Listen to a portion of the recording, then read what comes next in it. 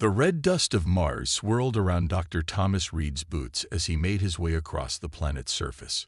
His heart beat faster with each step, though he had walked this path many times during the past month. This time was different. This time, he knew he was close to something big. "Base, this is Reed." He spoke into his helmet mic. "I'm approaching the anomaly in Section 7. The readings are getting stronger." "Copy that, Dr. Reed," came the response from Dr. Wilson back at base camp. "Remember, standard protocol. No risks." Reed smiled to himself.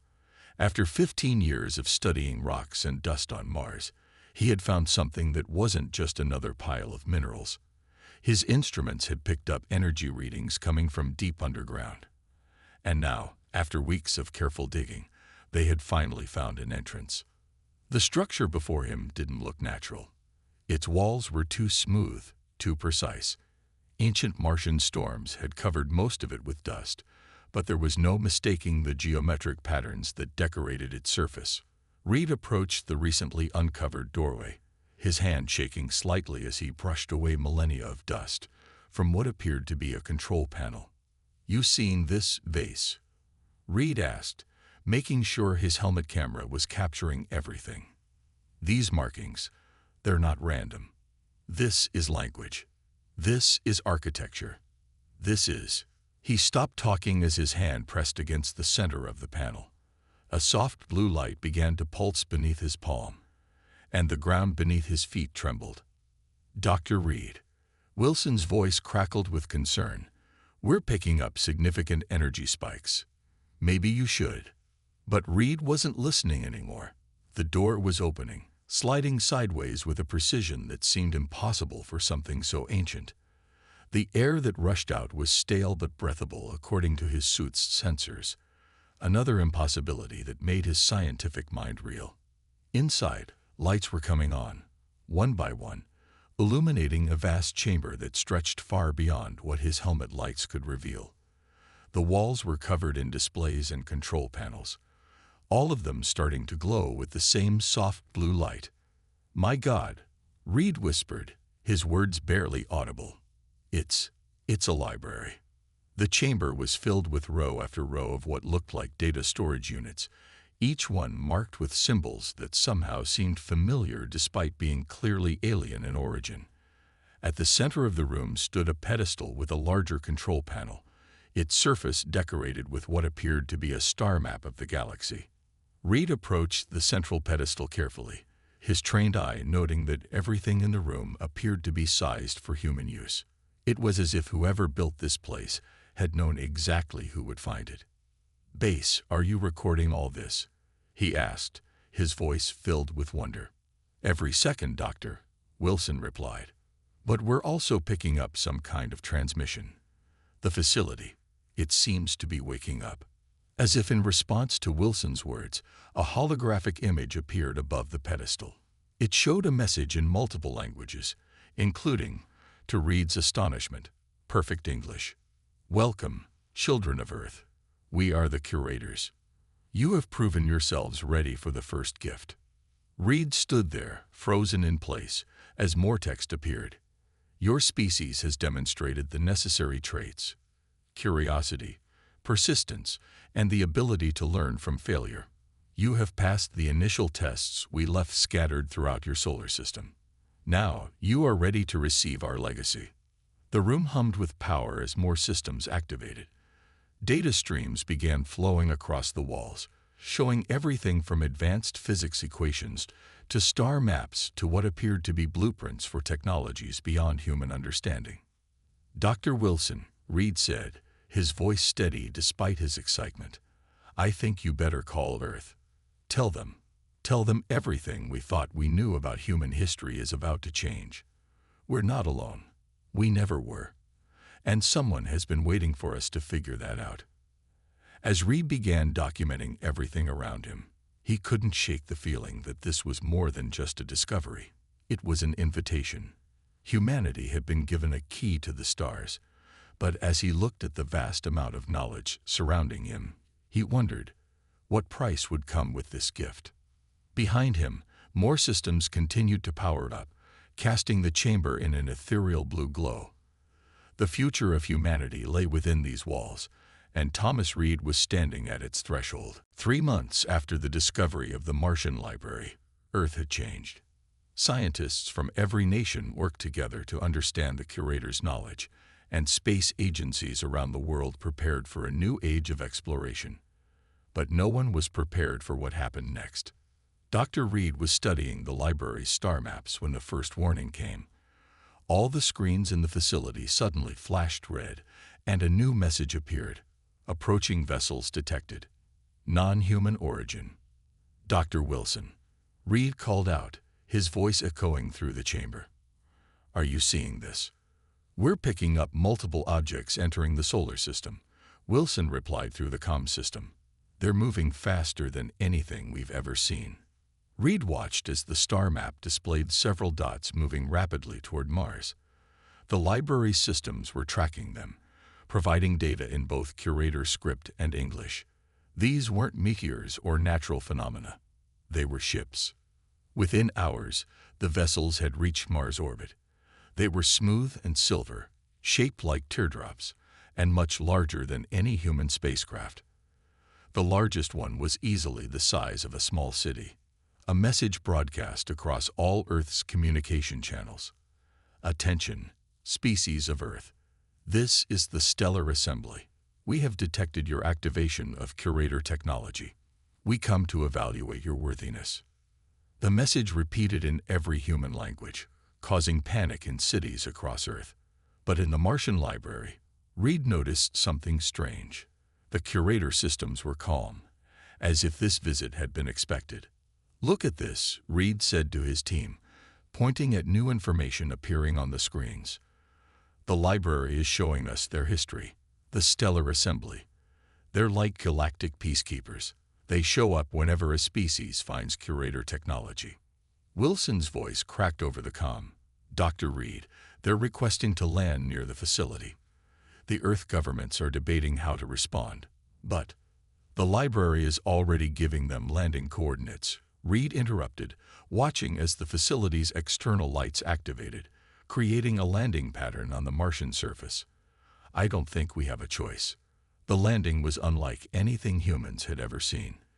The ships descended silently, their surfaces reflecting the Martian sunlight like liquid metal. As they touched down, the dust beneath them didn't even stir. Reed stood at the facility's entrance, his heart pounding as a doorway opened in the side of the nearest ship. 3 figures emerged, wearing what looked like flowing robes made of living metal. Their movements were graceful despite Mars's low gravity. The tallest of the aliens stepped forward. Its face was humanoid, but with silvery skin and eyes that seemed to shift color like an aurora. When it spoke, its words were translated by the library systems. I am Elder Max of the Stellar Assembly, it said, its voice surprisingly gentle. We have watched many species discover the Curator's gifts. Some have used this knowledge wisely. Others. The alien paused, its eyes darkening. Others have brought destruction upon themselves and others. Reed found his voice. We've only begun to study the library. We're being careful. Careful? Elder Max's eyes flashed. You have accessed more of the library in 3 months than most species do in years. The knowledge you've been given. It was meant to be discovered slowly over centuries. But you humans. The alien made a gesture that might have been a sign of respect or worry. You are different. The elder turned to look at the facility, its robe shimming in the sunlight. The Curators left many libraries across the galaxy, but this one is special. It contains knowledge that could either save or destroy civilization itself. We must know if humanity is ready for such power. Reed straightened his back, feeling the weight of this moment. How can we prove ourselves? That, Elder Max said, is the wrong question. The right question is, what will you do with this knowledge once you have it? We have seen your history, humans. You fight wars over resources far less valuable than what lies in this library. Why should we believe you won't do the same with the Curator's legacy? As if in response, the library's screens lit up with new information, displaying humanity's greatest achievements alongside its worst failures. The message was clear. Humans were being judged not just on their potential, but on their wisdom to use it properly. While the Stellar Assembly debated humanity's worthiness outside, Dr. Reed worked deeper in the Martian library.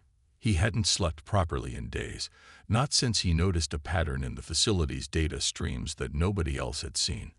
There was something hidden beneath the surface of all this knowledge, a message waiting to be found. Dr. Reed, Wilson's voice came through his comm. The assembly wants another meeting. They're getting impatient. Reed barely heard him. He was staring at a section of code that seemed to pulse differently than the rest. Just give me a few more minutes, he mumbled, his fingers moving across the control panel. The screens around him were filled with streams of data, but certain symbols appeared more often than others. Reed had spent enough time in the library to know this wasn't normal. He pulled up the frequency analysis he'd been running. That's it, he exclaimed, suddenly wide awake. Base, are you seeing this? The repeated patterns, they're not errors. They're a key. He input the sequence into the main console, and the chamber's lights dimmed. A new hologram appeared in the center of the room, larger than any they'd seen before. It showed a map of the galaxy, but with certain stars highlighted in a pattern that looked almost like. It's a signature, Reed whispered. The Curators left their mark on the galaxy itself. The hologram zoomed in on Earth's solar system, and a voice began to speak. Unlike the previous messages, this one felt more personal, almost warm. To the people of Earth who have found this message, you have proven more capable than we hoped. What we tell you now has been hidden from the Stellar Assembly and all other species who have found our libraries. Reed's hands shook as he activated the facility's recording systems.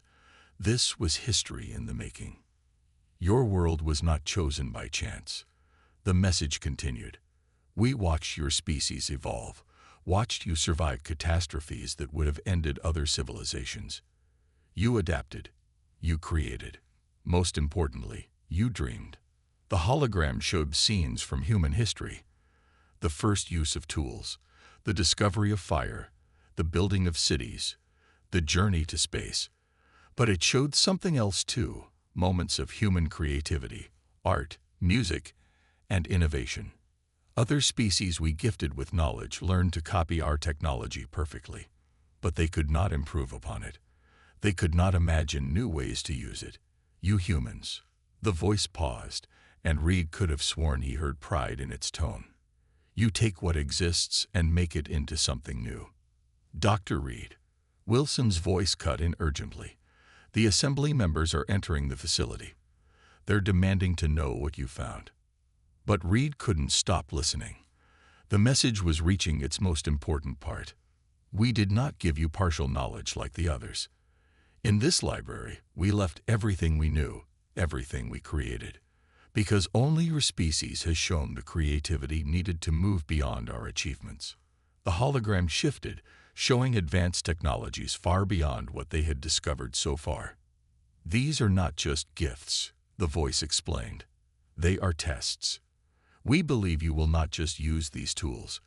You will improve them, make them into something we never imagined. Footsteps echoed behind Reed as Elder Max and two other assembly members entered the chamber. Their eyes widened at the sight of the hologram. What have you done? Elder Max demanded, but fell silent as the final part of the message played. To the Stellar Assembly, who undoubtedly watches now, the humans were chosen for a reason. They are not like the others. They are our intended successors, not because they are perfect, but because they are perfectly imperfect. They do not simply preserve knowledge. They transform it. The hologram faded, leaving one final message floating in the air.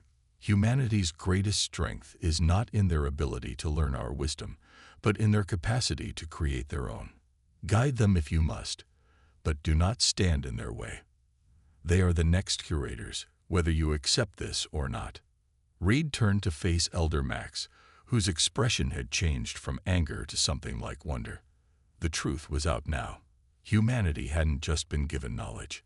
They had been chosen for something far greater. The days following the Hidden Messages discovery brought chaos to both Earth and Mars.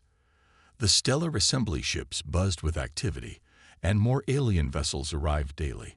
Some came to observe, others to protest. Humanity, it seemed, had become the center of galactic attention. Commander Anna Blake stood at the facility's entrance, watching alien ships fill the Martian sky. As head of Earth's defense force, she didn't like having so many foreign vessels near their planet, especially not after what Dr. Reed had just shown her. "You're sure about these readings?"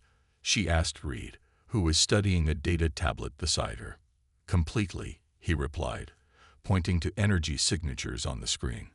3 ships tried to scan the library's deeper sections last night. They're looking for more hidden messages. Blake frowned. The stellar assembly had promised to respect Earth's claim to the facility, but not all aliens felt the same way. Some believed humans were too young, too aggressive to be trusted with curator technology. Inside the facility, Dr. Wilson was leading a team of scientists in testing a new discovery. They had found plans for an energy shield in the library's database, but instead of just building it, they were trying to improve it. This was exactly what made humans different. They didn't just copy, they created. Energy output is 30% higher than the original design, Wilson announced proudly. The modifications are working. But their celebration was cut short by alarms. Blake's comm unit crackled to life. "Commander, we've got unauthorized entry attempts at the south entrance." Reed watched as Blake snapped into action. "Security teams to all entrances," she ordered. "Non-lethal measures only. We don't want to start a galactic incident." Through the facility's windows, they could see a group of alien beings approaching. They weren't from the stellar assembly. Their movements were more aggressive, their intentions clear. "They're from the outer rim worlds," Elder Max explained, appearing suddenly beside them. "They believe we should destroy this facility rather than let humanity access its knowledge." Blake's security teams formed a defensive line, their new shield technology creating a shimming barrier between them and the intruders. The aliens stopped, surprised by technology they didn't recognize. "That's not standard curator shielding," one of them called out. "What have you done to it?" Reed stepped forward. "We improved it. That's what we do. We take ideas and make them better. We don't just preserve knowledge, we build on it." The alien leaders studied the shield, its multiple eyes blinking rapidly. "Impossible. The curator designs are perfect. They cannot be improved." "That kind of thinking is exactly why the curators chose us," Blake said firmly. "We don't believe in limitations, we see possibilities." The confrontation might have turned ugly, but Elder Max stepped between the groups. "Return to your ships," he commanded the intruders. "The humans are under our protection now." As the aliens retreated, Reed noticed something interesting on his data tablet. "Commander," he said quietly, during that conversation, the library was scanning everyone. "Look at these readings." The tablet showed strange energy patterns coming from the outer rim aliens. Something about them wasn't natural. "There's more going on here than we thought," Reed continued. "The library seems to think these aliens are changed somehow, modified." Blake took the tablet, her military training kicking in. "Modified by what? Or whom?" "I don't know," Reed admitted. "But I think we just found out why the curators left us all this knowledge. There's something out there that even they were afraid of." Elder Max looked at the readings, his color-shifting eyes growing dark. "The curators didn't just choose you for your creativity," he said solemnly. "They chose you because you think differently than the rest of us. And that difference might be the only thing that saves us all." As if responding to his words, new sections of the library began to unlock, revealing darker secrets about the galaxy's past and the threats that might be lurking in its future. The great hall of the stellar assembly ship gleamed with an otherworldly light. Dr. Reed and Commander Blake stood before a semicircle of alien judges, their voices echoing in the vast chamber. This wasn't just a trial for them. It was a trial for all of humanity. You claim to improve upon perfection, a judge with crystalline skin said, his voice sharp with doubt. Show us why the curators would choose such a young, violent species as their successors. Blake stepped forward, her military uniform neat and crisp. In her hand, she held a small device they had brought from the library. Actions speak louder than words, she said, activating the device. A hologram appeared in the center of the hall, showing Earth's history. But this wasn't the usual display of human warfare and conflict the aliens expected. Instead, it showed something else. Humans helping each other during disasters, healing the sick, rebuilding after wars. Yes, we fight, Blake admitted, but we also heal.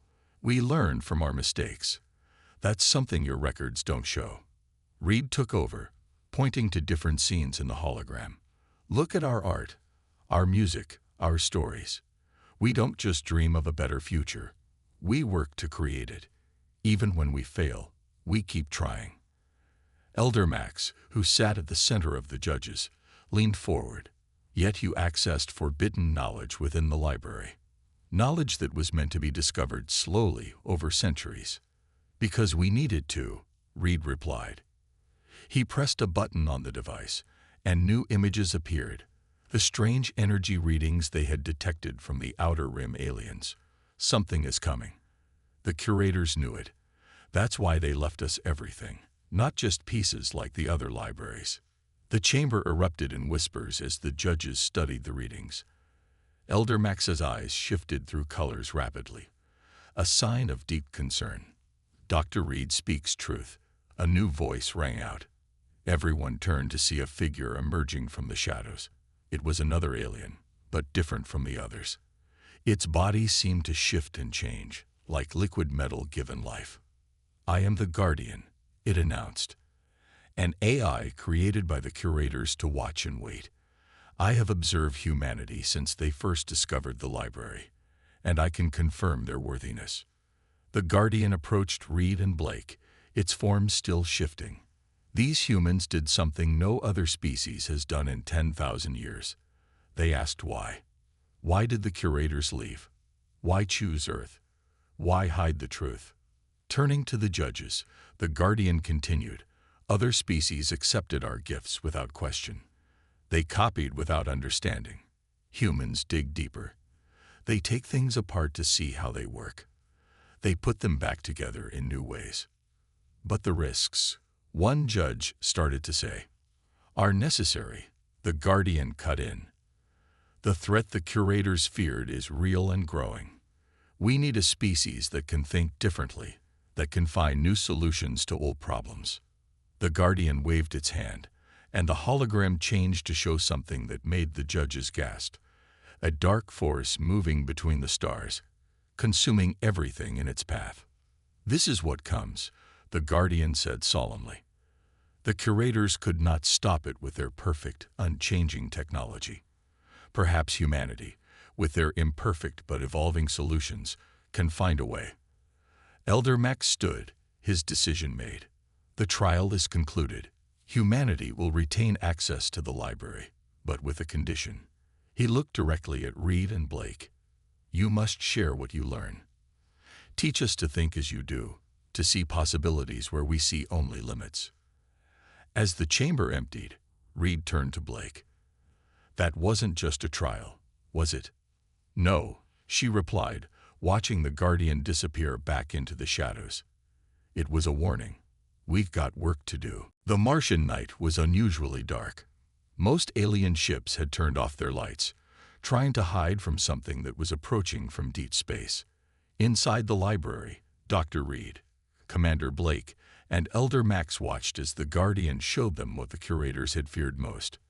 We call them the Void, the Guardian said, its metallic form reflecting the dim emergency lights. They consume technology, turning it against its creators.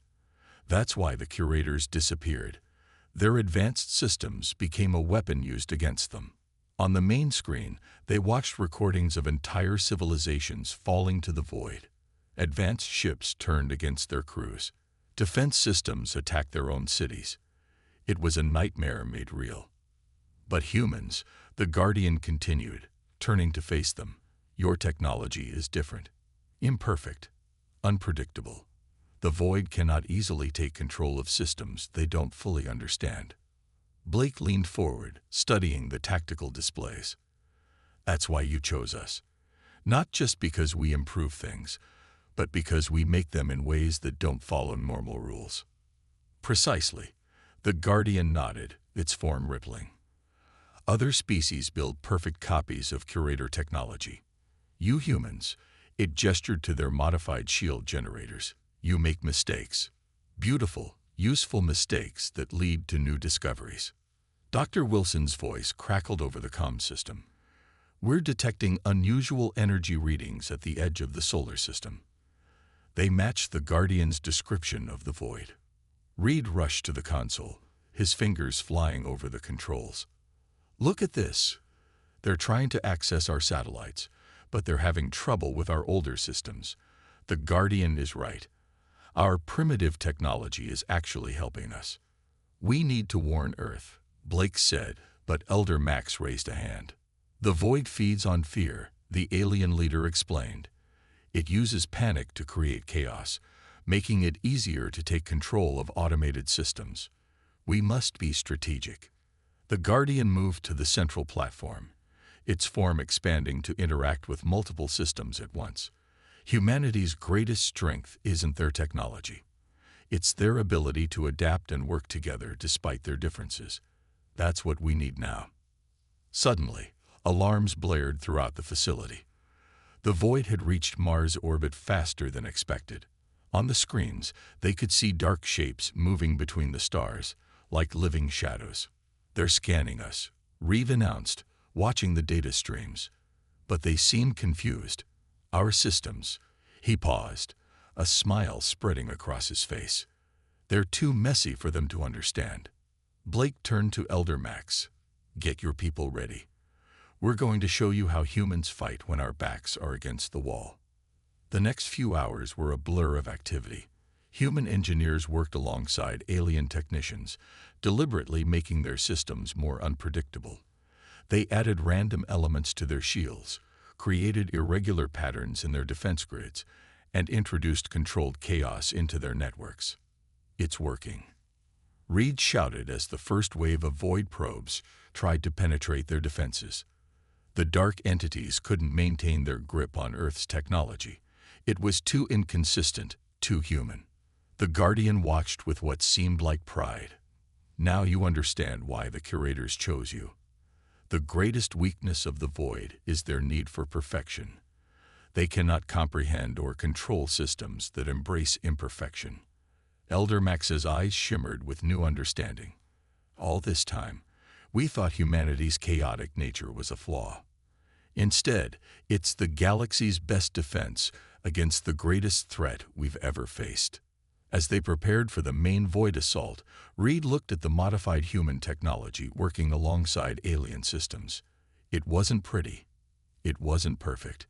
But it was exactly what they needed. The Curators weren't looking for someone to preserve their knowledge, he realized. They were looking for someone who could break their rules and find a better way. The solar system had become a battlefield. The Void's dark ships moved like living shadows between the planets, trying to infect and control any technology they could reach. But humanity had a plan, one that no other species would have even considered. This is either brilliant or crazy, Commander Blake said, watching as Earth's ships deliberately powered down their advanced systems. They were going old school, using basic radio signals and manual controls. Dr. Reeves stood at the library's main console, coordinating with teams across Mars and Earth. Sometimes brilliant and crazy are the same thing, he replied, his fingers dancing across the controls. The Void expects perfect, automated responses. We're giving them the exact opposite. The Guardian's metallic form shifted nervously. No species has ever voluntarily reduced their technological level during a Void attack. This is unprecedented. That's kind of our specialty, Blake smiled. She turned to her tactical screen, where hundreds of small dots represented Earth's ships. Each one was now running on minimal power, crewed by humans making decisions that no eye could predict. Elder Max watched in amazement as the human fleet moved in seemingly random patterns. They appeared disorganized, yet his eyes widened as he saw the strategy unfold. The void ships, used to fighting against precise and predictable computer systems, couldn't adapt to the chaos of human tactics. Every time they tried to infect a system, they found basic technology that offered no foothold for their advanced infiltration methods. Now for Phase 2, Reeve announced. He activated the modified Curator device they had prepared. It wasn't elegant like the original design. Wires stuck out at odd angles, and parts had been replaced with Earth-made components. But it worked even better than the original. The device sent out pulses of energy that disrupted the Void's ability to communicate with each other. Normally, such a weapon would have been quickly analyzed and countered by the Void. But the humans had built it with intentional flaws and random elements that made it impossible to predict. It's working. Wilson's voice came through the comm. The Void ships are losing cohesion. They can't coordinate their attacks. Blake watched as the dark ships began to break formation. Without their perfect technological control, they were vulnerable. The human fleet, led by captains making split-second decisions based on instinct and experience, began to push them back. The Guardians' form brightened with excitement. This is what the Curators foresaw: a species that could fight perfection with imperfection, order with chaos, logic with intuition. As the battle reached its peak, Reed activated the final part of their plan. The library itself, modified by human engineers, sent out a massive pulse of chaotic energy. The Void ships, unable to process the random patterns, began to dissolve. They're retreating, Blake announced.